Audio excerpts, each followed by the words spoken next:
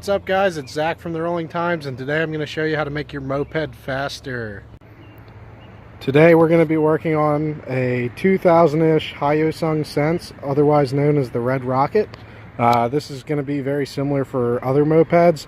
Also, I don't take any responsibility if you blow up your engine doing this, but the first thing we're going to want to do is remove a couple Phillips head screws. There's one here, here, here, and then same thing on the other side.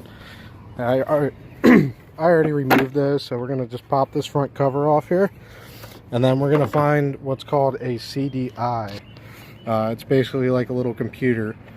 These things are pretty simple, so there's not much to them. But on my moped, on the Hyosung, you want to find the dark blue wire, and you want to cut it. And you can probably electrical tape over it. Some people put a butt connector on, so if you want to hook it back up, you can. But I just cut mine.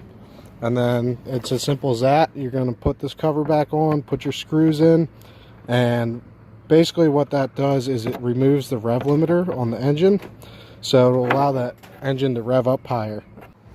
Alright guys, so before I did this mod, this thing topped out at 30 miles an hour. It barely did 25 uphill, but now it does a solid 40 miles an hour, even faster downhill.